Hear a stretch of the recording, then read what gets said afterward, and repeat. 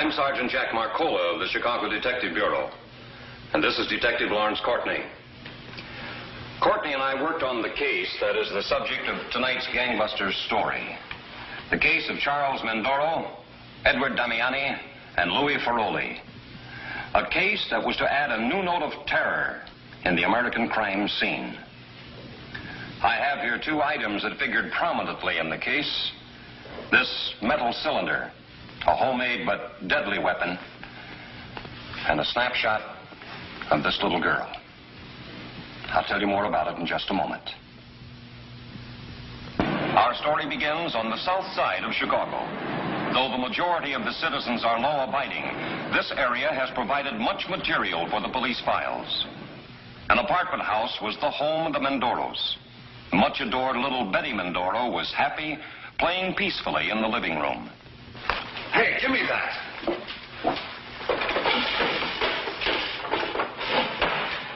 Dolly, I told you not to go into that room, didn't I? You might have been hurt bad, real bad. Jean! What is it? Didn't I tell you to keep the workroom door locked? My kid might have gotten killed. Well, I didn't leave it unlocked. You must have done it yourself. If I chance with my kid around here, you must be nuts. Dolly, now listen to your old man. Don't you ever go in that room again. Get it? Okay. Well, here's a dime. I want you to go down the corner and get an ice cream cone, okay? He was a strange man, this Charles Medoro. As cruel and ruthless as a beast of the jungle. But again, like some beast of the jungle, he had a strong affection for his offspring. If anything would have happened to my kid, it would have been too bad for you. She's my kid, too, in case you forgot. Never mind. Just keep that door locked. Who's that? The boys. Come on in. Medoro's gang consisted of Edward Damiani, a hoodlum with a long record, and Louis Ferroli. Sit down. Jean's fixing some lunch.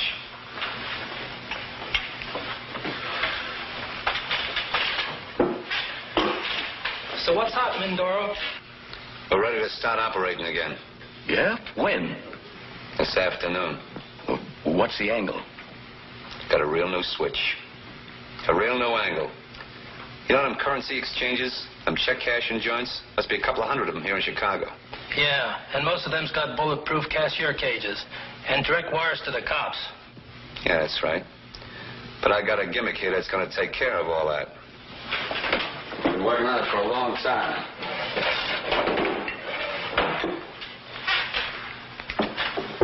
Now I'm ready to make some scores. Well, what's that, a bomb? No, stupid. Jane! Yeah? Bring me a paper bag, a big one. I got a gimmick here that's going to mean a lot of scores. Because some currency exchanges are loaded with dough. And with this gimmick of mine, we're going to take a lot of it away from them. Listen, Gene, me and the boys are going downtown on business. See my kid take some nap on time, huh? Get him. His kid. Okay, just see she has a nap. Kids are supposed to have naps. Come on, boys. We're going to work.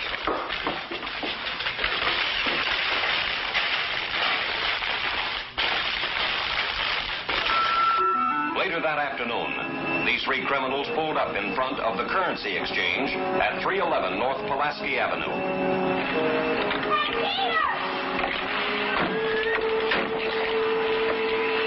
Okay, you know what you got to do? Oh, sure, I got it.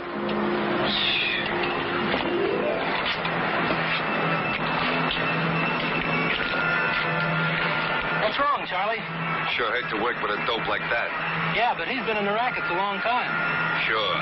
He's been in a stir a long time. Goes to show you what kind of a dope he is. Come on. Medoro picked a slack period right after lunch when there was nobody in the exchange, except Miss Agnes Olson, the cashier.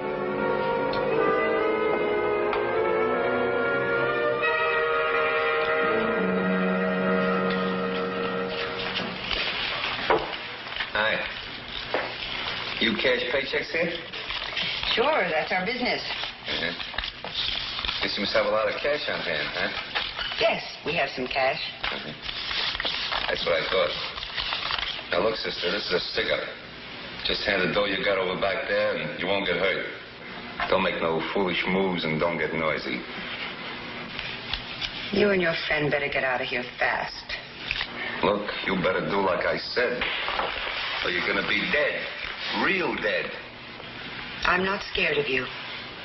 What's that you've got there? I'll tell you what this is. It's gas. Poison gas. All I gotta do is push down this valve and you're through. So hand over the dough, huh? I don't believe you. And I wouldn't give you the money if I did. Put down that phone. Operator, give me police headquarters. Put down that phone. Is this police headquarters? This is the money exchange at 311 North Pulaski. All right, sister, you asked for it. There's a man here trying to bluff me into giving him some money. He has some kind of contraption he says is poison gas.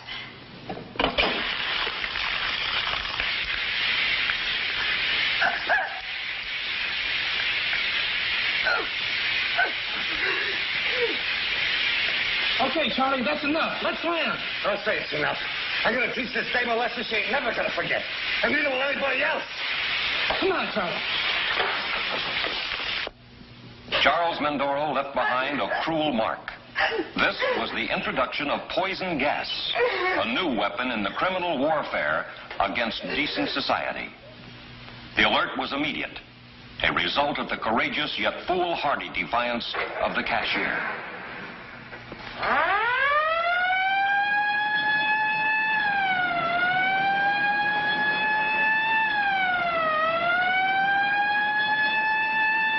Police wasted no time in getting to the scene of the violence that apparently had netted Medoro and his gang nothing. Courtney and I reached the currency exchange a few minutes after the bandits had driven away. And while waiting for the ambulance, we tried to question Miss Olson.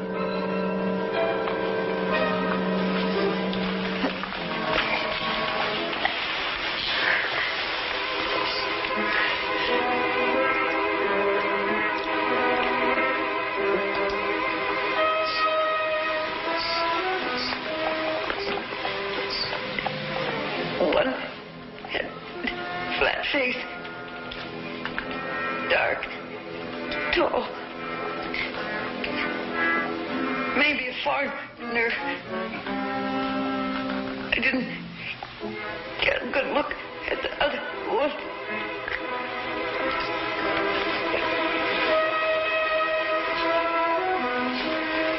They both put a mask before they sprayed me with that gas. My throat, my chest, they're burning.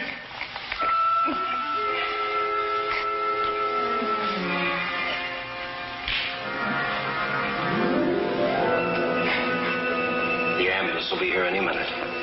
You just lie quiet, Miss Olson. Poison gas. Evidence of man's inhumanity to man.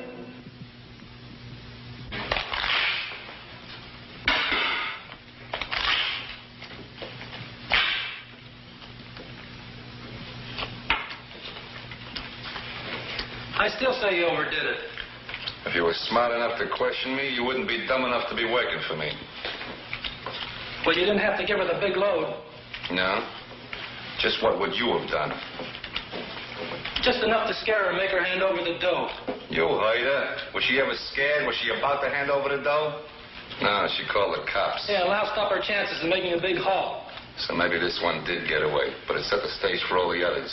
Are you kidding? No. Maybe this dame did play it brave. I figured it might happen the first time. But when word gets around what I done, the others will be too scared to open up their yaps. And there's fresh pickings ahead, and what we did today will make that tape more certain. Yeah. Yeah. Wasn't very pretty, was it? I wished we could do something for that Olson girl. She had nerve to spare. Yeah, but it's going to take a lot more than nerve to pull her through this. Doctor said her lungs were damaged. Any report from the lab? Not yet. Well, I hate to twiddle my thumbs until Agnes Olson regains consciousness and identifies these men from our mug files.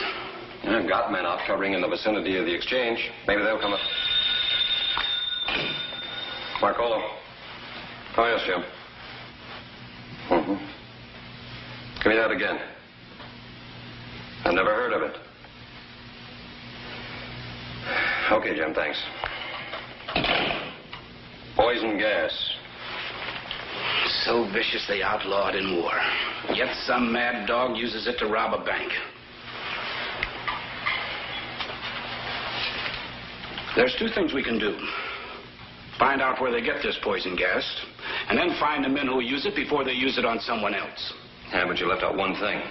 We keep a 24-hour guard on Agnes Olson. She's our only witness. Right.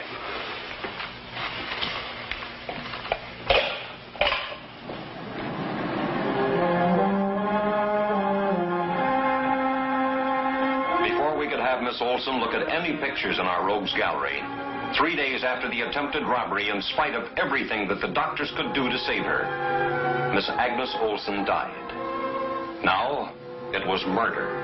Murder by poison gas.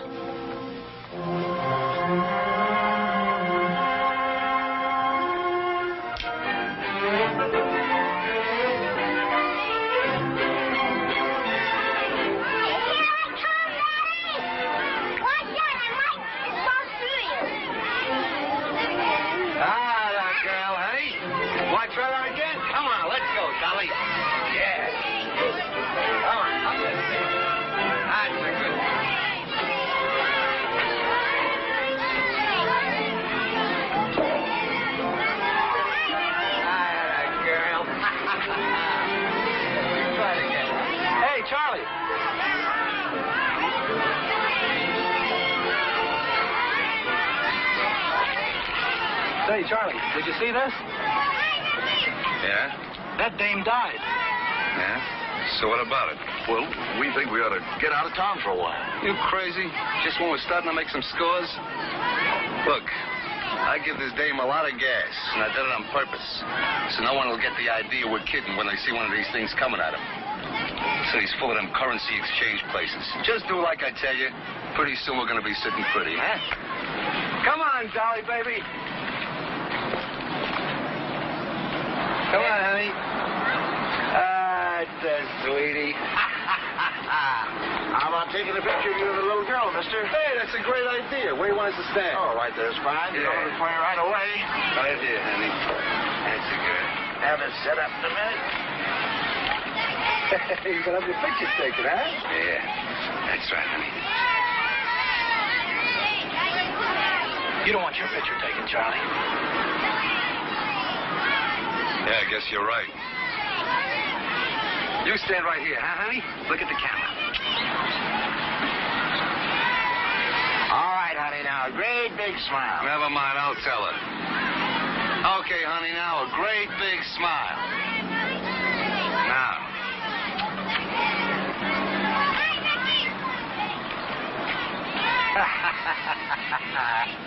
Wasn't that great? Sure. Shall I have your picture taken? Yeah, give me a kiss.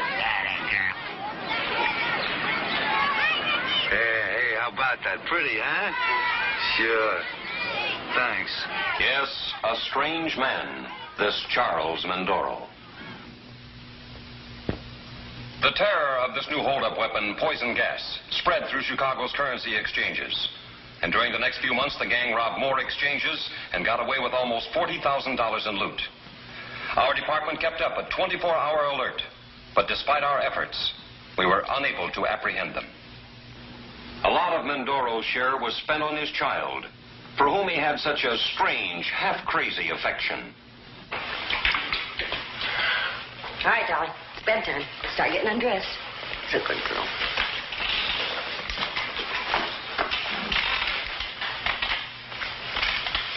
There you are, honey. That's right. Yeah, she's a great kid. Real great kid. You're spoiling her, all this stuff you keep buying. So it's a few bucks. The way we're doing these days, a few bucks don't mean a thing. I'll get her anything she wants. Yeah? And what's going to happen when you can't get her everything she wants? You're out of your head, Jean. I'd always get a gun to see she gets what she wants. Sure, I know. A gun or worse. Something bothering you, Jean? Yeah, something's bothering me. The kid, that's what. Something wrong with the kid? Something I don't know about? Oh, I guess it's something you don't know about. Don't get cagey. When it comes to my kid, don't get cute. Let go. What's wrong with the kid? You're wrong with the kid. Me? Wrong for the kid? You nuts? No, I'm not. Sure, you're a big deal now. What's going to happen when you're not around anymore? There've been smart operators before. They all ended up the same way, doing time or dead. If you was real smart, you'd quit now while you're ahead. Quit? When I got a foolproof gimmick working for me? Medoro made frequent use of his gimmick, continuing a reign of terror based on threat of murder. Every cashier was well aware of his intentions and his weapon.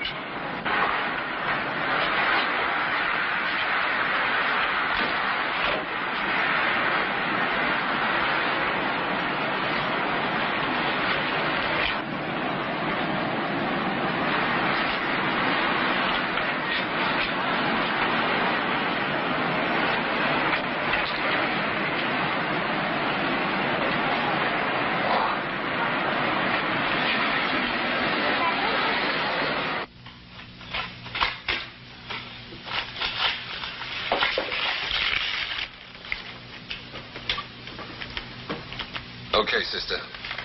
Pass over the dough you got in the safe. No. You know who we are? Yes. I can guess. You know what happened to the other dame that didn't do what she was told? Yes. I know all about it.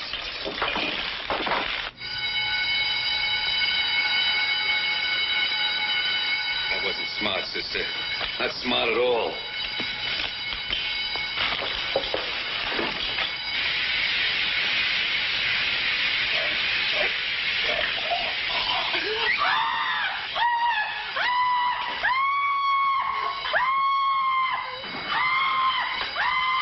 Outside, a Marine heard the cashier's screams. Trained for action, he intercepted Medoro and tried to hold him. He was succeeding until Damiani took aim and fired. The Marine was struck in the leg, but he managed to hold on to the coat.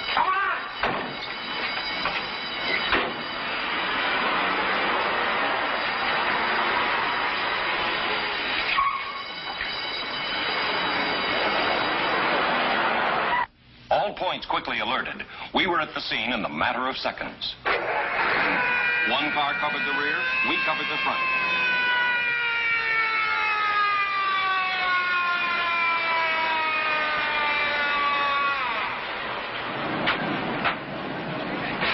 Where'd you get you? Right here. You all right? Yeah, I'll be okay. Okay, fine. Poison gas gang. You better get the gas mask. We'll see who's in the building. I guess you know the guys again if you saw him. Yeah, you're darn right I would. What about the man that shot you? No, I didn't get much of a look at him. Okay, well, take it easy. We've ordered an ambulance. Our efficient laboratory technicians went to work. They analyzed the gas, breaking it down to its primary ingredients. We wanted to find where and how the criminals obtained their supply. A thorough check was made for fingerprints.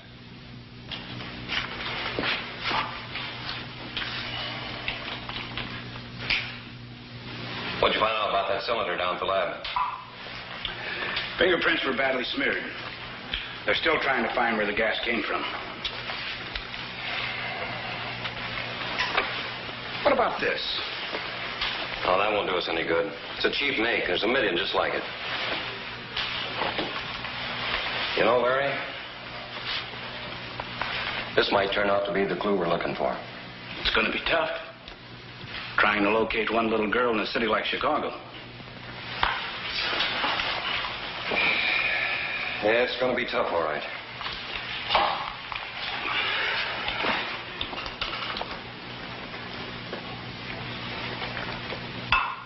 But we have discovered that this was made by a professional vendor. The background here is a little park on the south side. Larry, we'll have copies made of this so that every policeman on the force gets one. We've got to find this little girl.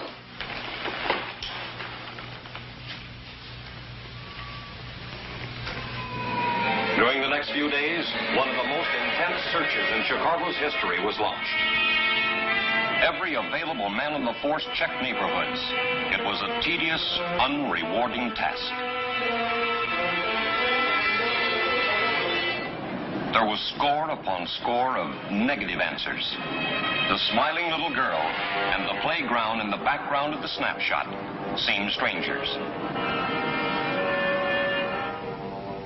The woman, just home from the market, said she had seen the little girl at the playground. A neighbor's child, she said. Okay, Larry, I've got the address. A stakeout was ordered in the apartment, and we raced to the playground. This had to be it.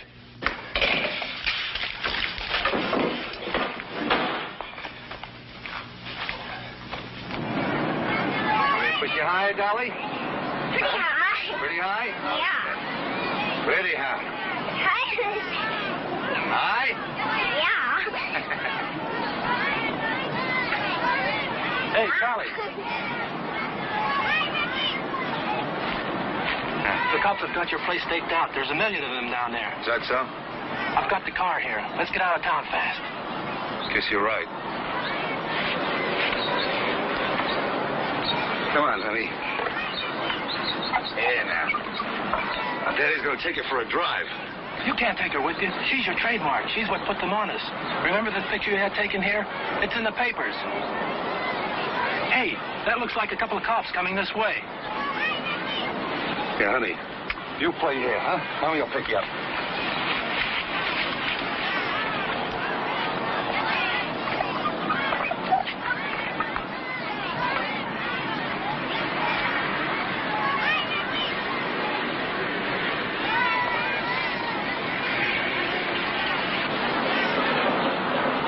Hello, little girl.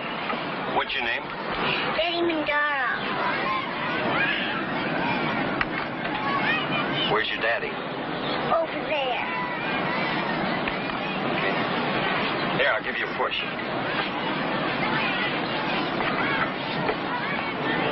Hey, you two. Stay where you are.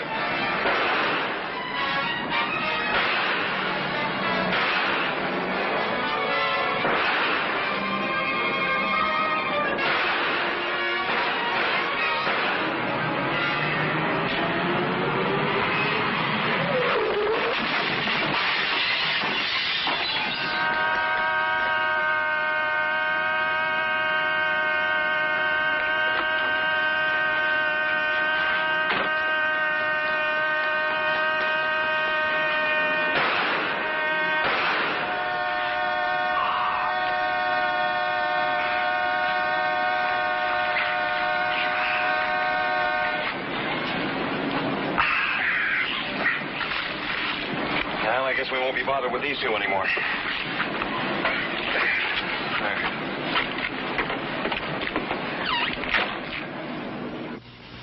Both of these killers recovered from the wounds received at the time of their arrest, and then were brought to trial for the murder of the cashier, Agnes Olson.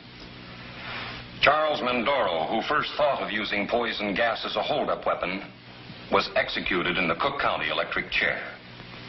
Edward Damiani is now serving a dual sentence in the Illinois State Penitentiary at Joliet, 60 years and a 1 year to life. Next week, GangBusters will bring you another case from authentic police files and records. Until then, on behalf of the police, we invite you to join us. GangBusters, created by Phillips H. Lord.